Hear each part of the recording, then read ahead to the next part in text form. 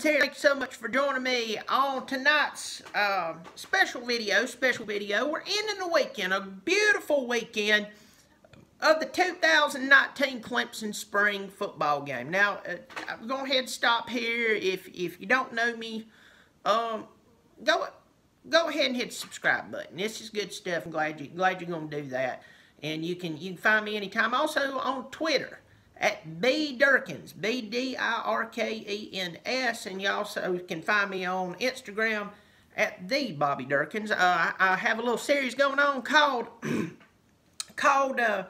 Toilet Tuesday. It's where I make phone calls to people from the toilet. It's a glorious time. You'll enjoy it. Seeing a bunch of people on here. RTG Sparrow, good to see you on here. Clemson Carson, got a bunch of you just joining in right now saying may there to old Bobby. I want to talk about yesterday. First of all, it was True Blues on here. Big Boise State fan. Glad you joined me, buddy.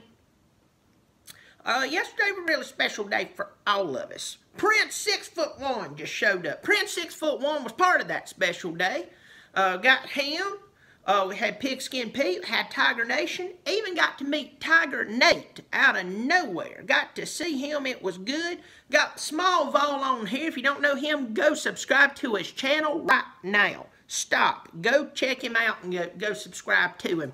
Small Vol doing a great job. Smart boy, too. I tell you right now. Kind of feel intimidated talking to him sometimes, but he's just good people. But yesterday, got to watch a game with Pigskin Pete. I'm telling you, Prince 6'1" cooked some of the best brats I've ever had in my life. He got up there, even played around with Bobby Dirkens Jr. He was there. Had a real good time. Tiger Nation, he was living it up too, just having a good time. Pigskin Pete's just super cool. You know, he's just super cool dude. But we went in and we watched the game. We know what was coming. We know Trevor Lawrence is there. We got to see him play. There was a lot of people, listen to me, there was a lot of people who's already still talking about, Trevor didn't look good yesterday.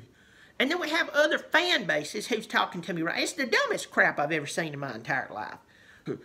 He doesn't look good. Does that mean we have a chance? No, it does not mean you have a chance. Even on that, let me tell you right now, you could take Trevor Lawrence, get him hiked up on some meth. You could back over him with a tank, okay? All right. Stick his hand in a blender. Turn said blender on. Pull it out. He has a mangled hand. He's still better than your quarterback. So, no, you don't have a chance.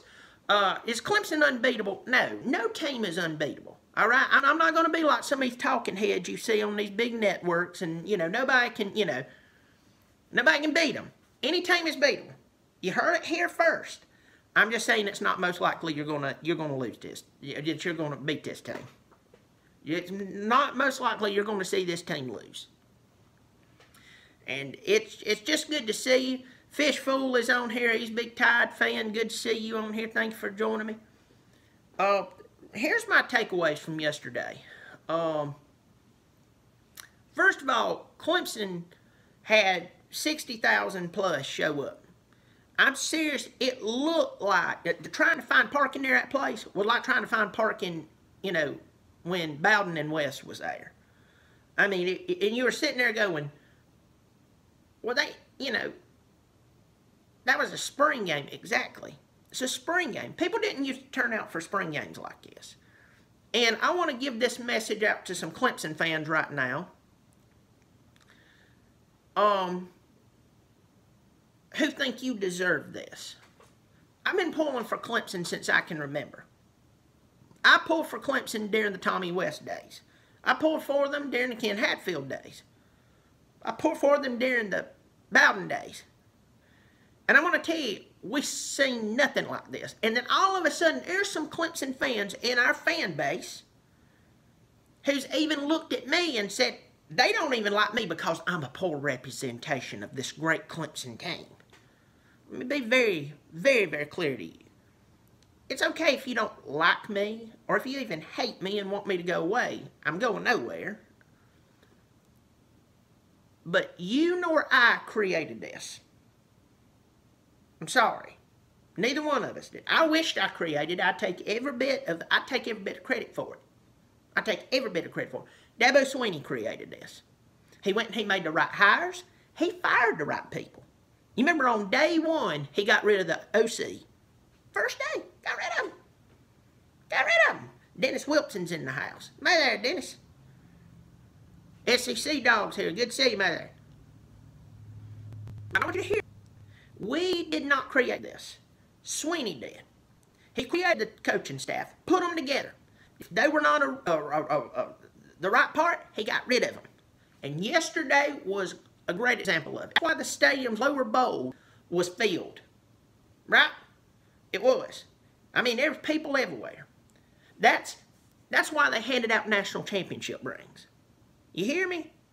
That's why they handed those championship rings out yesterday. They didn't hand them out at Alabama yesterday. Didn't. They didn't hand them out at Georgia.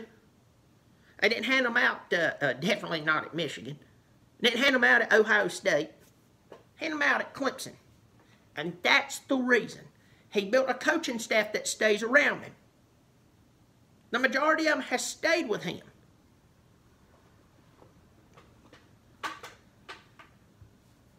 So let's get a little deeper into the players. Justin Ross made another circus catch yesterday. I mean, it looked like he went through a guy to catch the ball and pulled it down. I mean, it literally looked like he went through. Another player I was extremely impressed with, Chase Bryce. Y'all have to remember that the only reason Chase Bryce is sitting on the bench is because Trevor Lawrence is there. Chase Bryce is really good-looking football team. I mean, I'm serious. Really good football team. I mean, he looked a really good football player. He'd play right now, anywhere.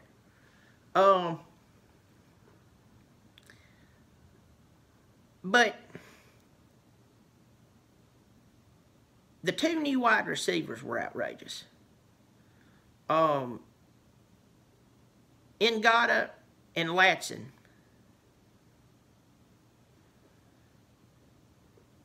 They're outrageous. I mean, if you thought Clemson was tough to defend last year, you thought, oh my God, they look like we couldn't stop them. Bad news. Imagine they got another Justin Ross-like player. That would be Ngata. And then they got this guy who was kind of a hybrid, trying to really figure out who Latson looks like to me. Because he's really tall, but he's fast. I don't know, but what I do know is that this guy runs... Prince 6'1" said it very best. He said he's going to take over where Renfro was at. Because he runs some of the quickest, tightest short routes you've ever seen in your life. I mean, literally... He comes off the line, you're like, oh, he's going straight. Boom, he's gone. I mean, he's cut, or he's cut up, I mean, he's up and out. I'm just telling you. Prince just said, yes, sir. I see Boyd Moley, one of the big football players I've known, one of the best athletes I ever know. He's in the house, played the bass really well, too. Wrote a song called Rockefeller. Real good bass player. He's in the house. Glad to have you here, Boyd. You got to watch out about them squirrels that get you. But I'm just telling you. I'm just telling you. If you thought we were difficult to stop last year, I'm not making this up. Y'all know me, I'll tell the truth about my Tigers. I ain't like all these other people going around, oh, Bama's going to win everything. Bama's mad, so they're going to win. Is that the only time they're going to win, is when they're mad?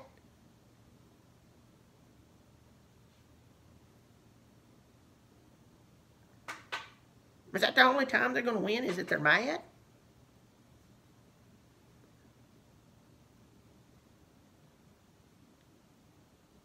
If you thought they were... I'm serious, I didn't think it could get any better.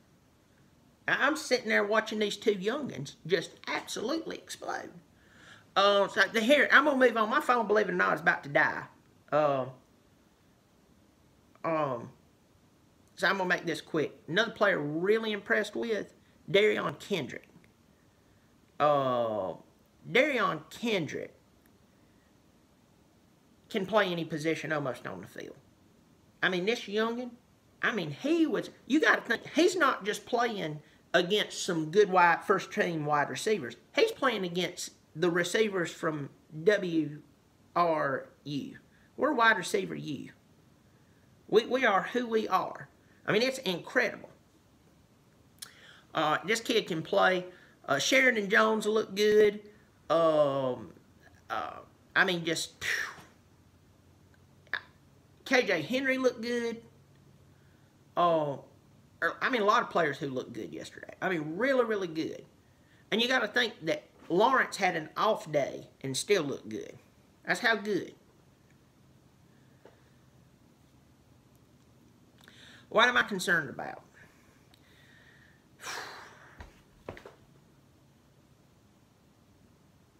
I try not to speak ill of anybody. Space Mountain just showed up. May there to you. May there, Space Mountain. This punting thing, we got to fix it. I'm serious. And kicking, though we hit basically all the field goals yesterday, it's like that feeling you get when you see a little kid get loose in one of those stores that has a bunch of glass items around, and all of a sudden they get this whimsy to start sticking their arms out and spinning around like a helicopter. You're like, you just, in your head, you can see a calculator of how much money you're going to have to pay the store owner if they actually helicopter everything. That's how I feel with our kicking game. I don't feel good about it. It's like, why do I feel like I need to throw up all of a sudden? I mean, I'm just telling you, I don't trust the kicking game. Prince, 6'1", wanted to give our punter kicking lessons. He actually did it with some shrimp we didn't eat yesterday afterwards. Dennis Wilson says Bobby Dirkens and my twin is Dabo Sweeney, that he's full of crap. Let me tell you right now, if Dabo Sweeney is full of crap, I hope to God I'm full of the same feces that he's full of, because he craps winning. I mean, he just craps wins. I mean, when he goes and takes a dump, ACC championship comes out. He goes, he gets the dookies, he might eat something that's a little off, he goes in there and goes, ah! I mean, it might even be a breech turd where it's kind of ripping down there, get a little blood in his poo-poo. It's all right, you'll be fine, it's just a rectum, it heals fast. He cracks it out. What's he get? A playoff berth. He gave birth to a playoff berth. Can you believe it? That's the crap I want to be full of. And you're right, I'll take it. Everybody's saying B.T. Potter looks good. B.T. Potter there's something about his direction. I think he's one of those guys that you can set him up. He'd kick a 60-yard. Don't y'all be surprised that youngin' hits a 60-yard field goal. Don't be surprised. He hits 60-yard field goals like, wow, who did that? Turn around and miss a 30. Well, listen to me. My phone's about to die. Sam Ranger showed up. May there to you, buddy. I hate to cut out of here. Says, what do I think about Georgia for this season? Man, I could go and... I'm going to do a video on that. I'm going to do the video on some players from other schools. By the way, shameless plug. Remember my series, Why Clemson Will Repeat as a National Champions? It's up right now. You need to go watch. Today's the 4th video. Not Travis Etienne. T. Higgins. Of course, Travis Etienne's up. You need to go see all those. You need to check them out. Subscribe. I'll tell you this real quick, unless my phone dies. If it just goes dead, my phone's dead. Georgia's in the season. They better go win the East. They better win the SEC championship, and they better get to the national title game, because I'm telling you how they are reacting. I'm watching your fan boards, and I've watched teams that's had a quick success like you did. Like you had one season that sucked because he just took over and he's building it, and the next season your national championship game, you lose it in overtime, and then last year, really anticlimactic. You see what I'm saying? You ascended fast, and then boom.